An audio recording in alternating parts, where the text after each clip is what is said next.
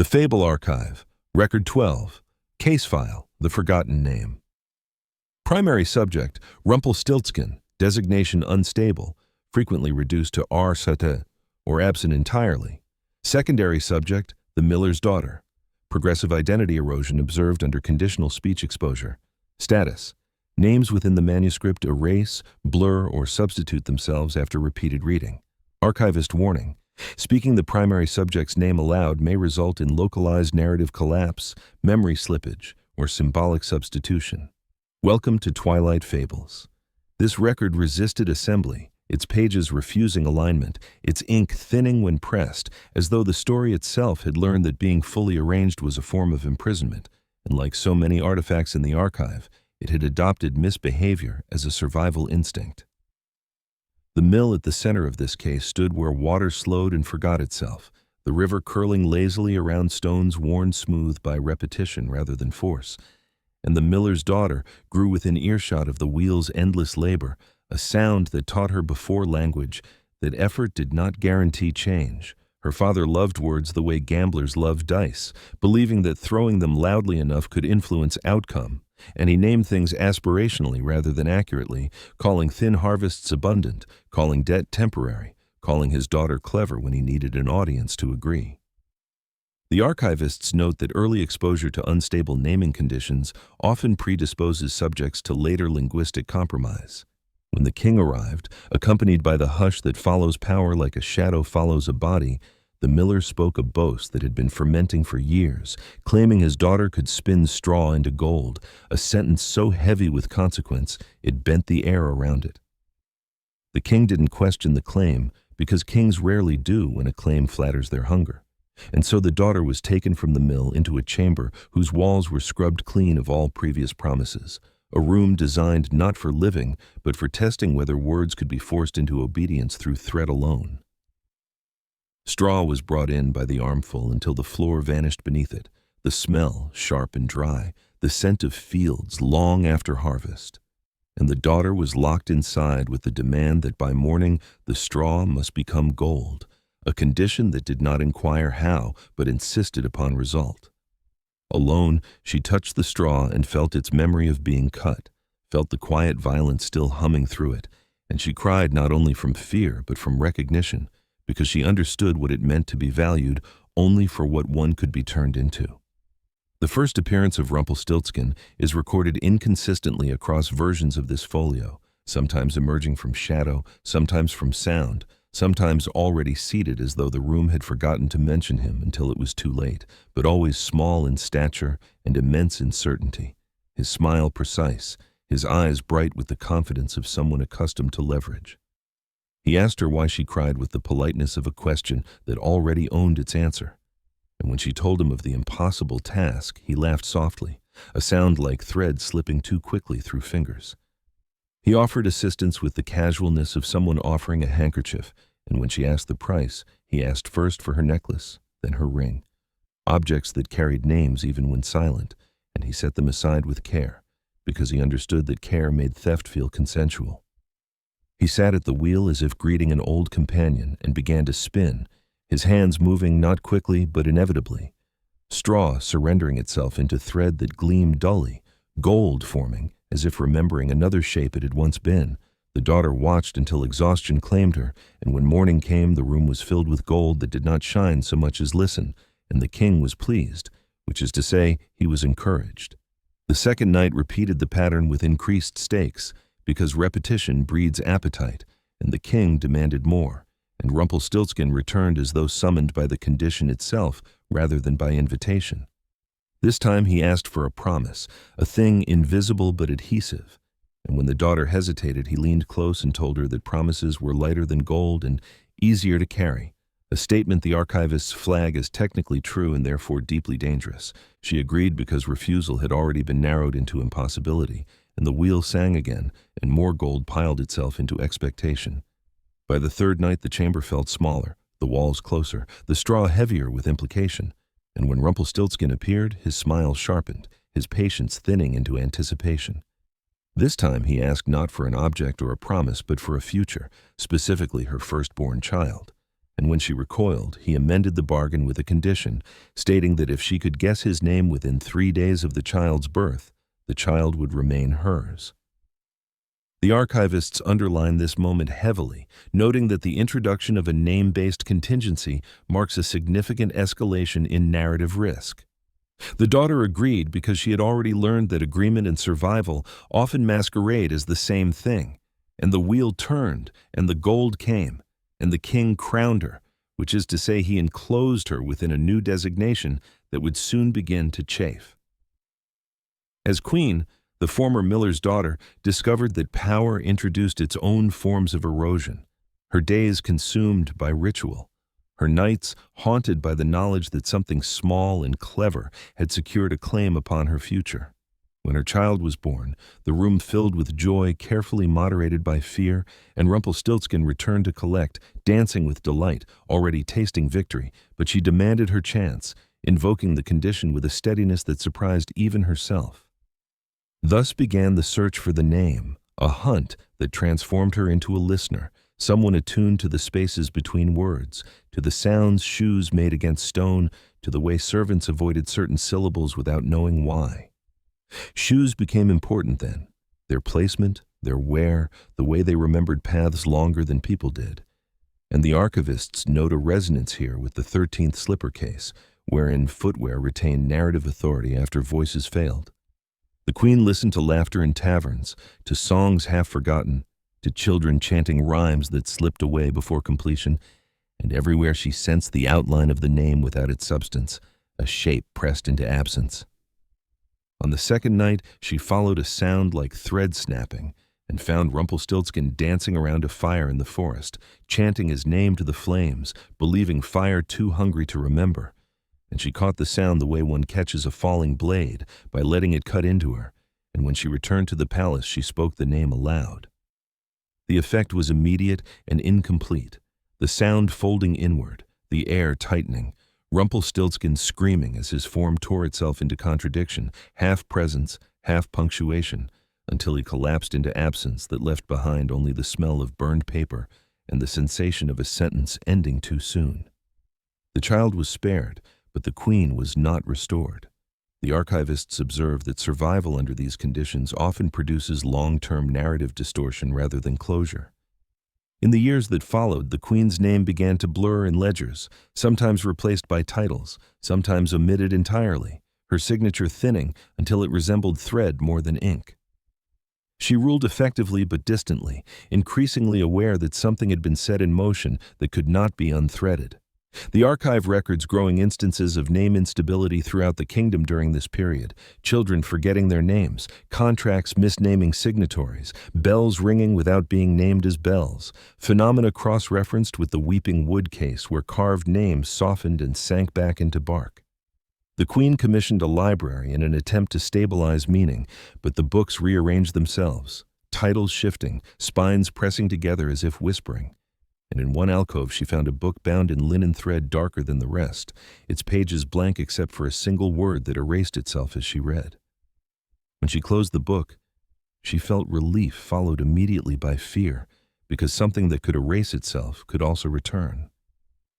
The queen dreamed often of spinning wheels humming in rooms without doors, of shoes walking themselves into corners, of thorns growing inward instead of out. Imagery the archivists cross-reference with the Garden of Thorns, where power embeds itself painfully to prevent removal.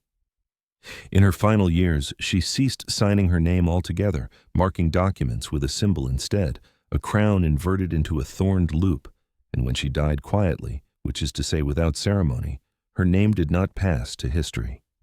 It passed into floors, into shoes left by bedsides, into the ink of this very record, which resists completion even now. The archivists conclude Part 1 with a provisional assessment. The name was not destroyed, only redistributed, existing now as a condition rather than a word, activated whenever desperation invites bargain, whenever a promise is made under duress. Reading further may increase susceptibility. The second time the name vanished, the archivists noticed the manuscript resisted correction. Ink bled where letters were rewritten, smearing into loops that resembled thread snarls or tiny footprints circling themselves. and every attempt to restore the missing designation resulted in new absences elsewhere in the text, whole clauses dissolving as if ashamed of their own certainty, which prompted archivist Calder to annotate in the margins that the narrative was not forgetting accidentally, but actively erasing identifiers to preserve a boundary, an instinct shared by other hostile records including the 13th Slipper, where footwear refused to retain ownership,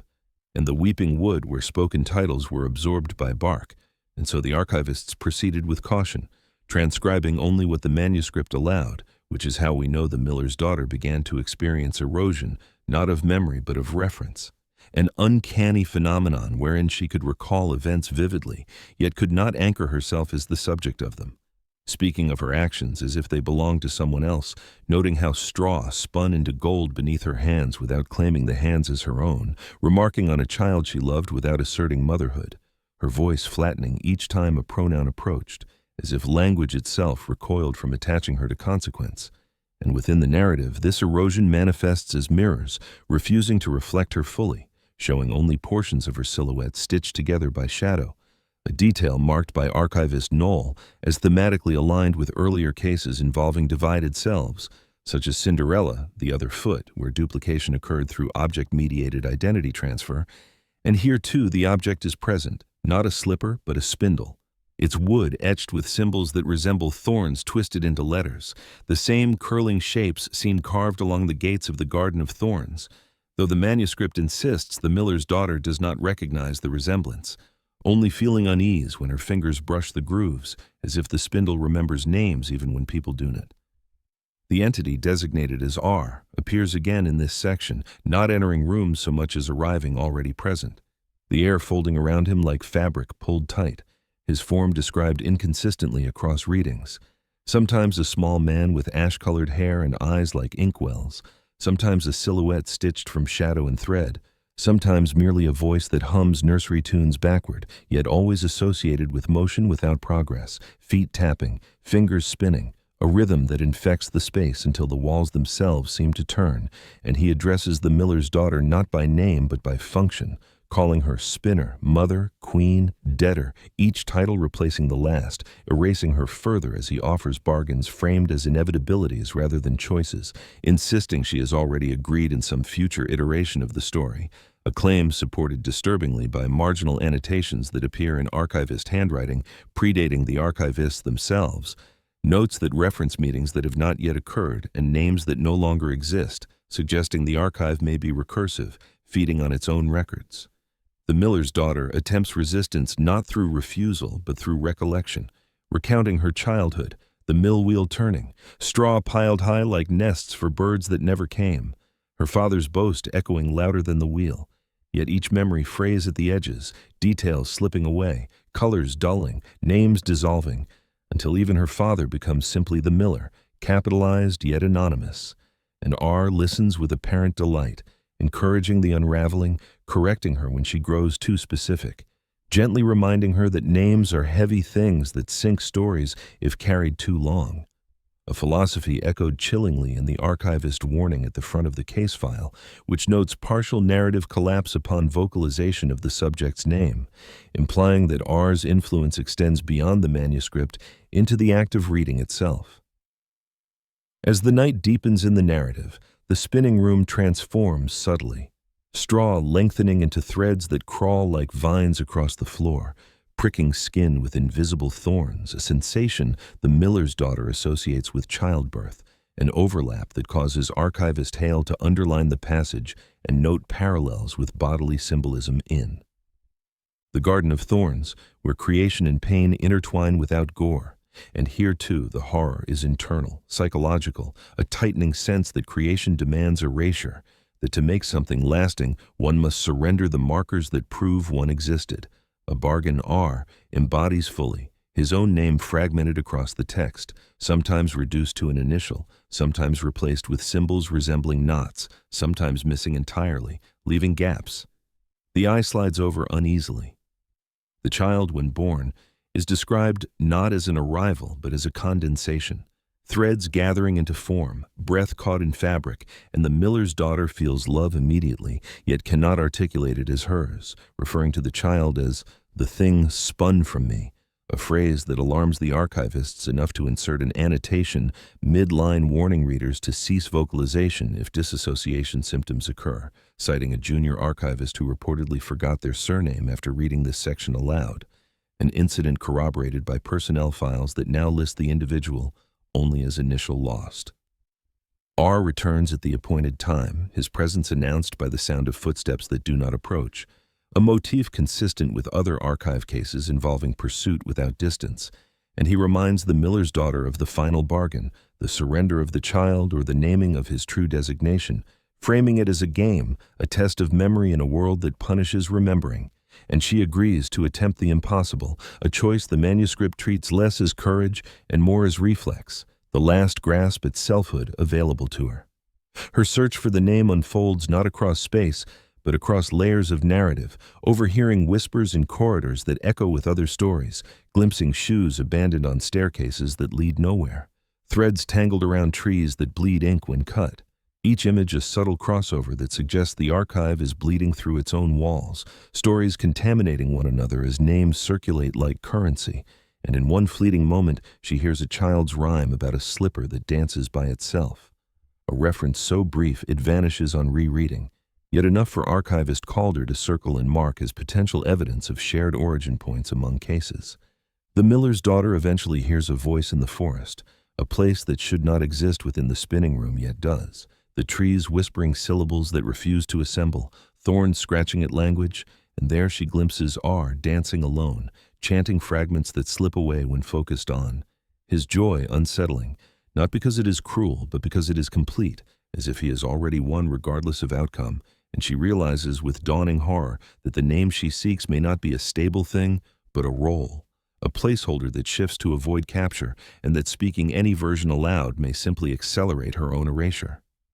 This realization marks a turning point noted by archivist Knoll as the moment the narrative begins to resist resolution, looping phrases, repeating imagery, ink darkening, as if the story itself fears being finished. Aware that endings require names to be fixed, and so Part 2 closes not with a cliffhanger, but with a thickening silence in the text, sentences stretching, commas multiplying, words circling themselves, the miller's daughter standing at the edge of utterance, holding a name that may not exist, while R waits patiently, already unraveling the space between letters. The utterance, when it comes, does not arrive as a word but as a pressure, a tightening behind the eyes and beneath the tongue, a sense that language itself has leaned too far forward and may topple if pushed, and the miller's daughter feels the name before she hears it, a vibration threaded through bone and breath, assembled from syllables she never learned yet somehow remembers, as if the story has always carried it folded beneath its pages, waiting for a reader reckless enough to unfold it,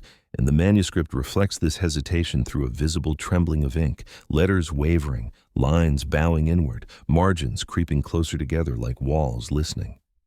Archivist Calder's final annotation before this section warns that several readers reported auditory hallucinations while approaching the conclusion, including footsteps pacing just outside the archive doors and the sound of thread pulled tight, and recommends silent reading only, though even silence proves insufficient, as the narrative itself begins to murmur, repeating fragments of earlier cases, a thorn scratching glass, a slipper tapping without a foot, a forest breathing, names it cannot keep. When the miller's daughter finally speaks, the text fractures around the moment, refusing to record the name directly, substituting instead a blank space outlined in darker ink, a wound-shaped absence that draws the eye compulsively, and yet the effect is immediate. R's form, shuddering as if struck by recognition rather than defeat, his smile widening not in pain but in relief, a detail that unsettles the archivists profoundly, prompting a later note that suggests the act of naming may not destroy the subject but complete him, a hypothesis supported by the way the narrative grows more coherent even as identities within it dissolve. R acknowledges the naming not with surrender but with gratitude, bowing deeply, his shadow stitching itself neatly to his feet for the first time, and he reminds the miller's daughter that bargains are reciprocal, that while she has claimed the right to keep the child, she has also finalized his existence, anchoring him within the archive where before he slipped between records, a parasite without a host, and now the cost becomes clear as the miller's daughter feels her own designation loosen, her name thinning, letters falling away like threads snapped one by one. She does not scream, for the manuscript notes that she no longer possesses a voice that can claim pain as personal, instead observing the process with detached clarity, watching memories detach from her like labels from jars, still intact but no longer attached to self. And the child, sensing the shift, reaches out, grasping at fabric that is not there, fingers closing on absence, an image mirrored disturbingly in the 13th Slipper case where ownership transfers left behind only impressions, and archivist Hale underlines the parallel heavily, writing that loss in these records is rarely violent, but always administrative, a reassignment of meaning rather than destruction. R keeps his promise insofar as the archive defines promises, vanishing from the immediate scene yet remaining embedded everywhere else, his presence now stabilized as a recurring anomaly, a footnote that walks, and the miller's daughter fades into function completely, becoming queen without name, mother without self, a role that persists even as the person evaporates, a process the manuscript treats as inevitable once one enters a bargain economy governed by names. The conclusion of the fairy tale, as commonly told, is rendered here as a bureaucratic closing rather than a triumph, the court rejoicing, the threat resolved. Yet beneath the celebration the text whispers of residue, of threads left tangled in corners, of a spindle that hums softly at night, spinning nothing into something. And the archivists note with unease that several celebratory lines appear identical to passages in unrelated records, suggesting a template imposed over divergent outcomes, a forced happiness that may itself be a form of erasure. As the record winds down, the narrative perspective shifts subtly away from the miller's daughter entirely, tracking instead the movement of the blank where her name once appeared, following it as it migrates through the text, settling briefly beneath other names, smudging them, causing ink to thin. And this phenomenon alarms the archivists enough to convene an emergency review, the minutes of which are partially preserved in the margins, though many signatures are missing, replaced with initials or symbols, one resembling a knot, another a thorn, another a shoe print without heel. The final pages of the manuscript grow increasingly unstable, sentences looping back on themselves, phrases. As the record winds down, the narrative perspective shifts subtly away from the miller's daughter entirely, tracking instead the movement of the blank where her name once appeared, following it as it migrates through the text, settling briefly beneath other names, smudging them, causing ink to thin, and this phenomenon alarms the archivists enough to convene an emergency review, the minutes of which are partially preserved in the margins, though many signatures are missing, replaced with initials or symbols, one resembling a knot, another a thorn, another a shoe print without heel. The final pages of the manuscript grow increasingly unstable, sentences looping back on themselves, phrases. Thank you for joining us in the world of Twilight Fables. If you enjoyed this tale and want to hear more stories like this, please subscribe and hit the notification bell for more.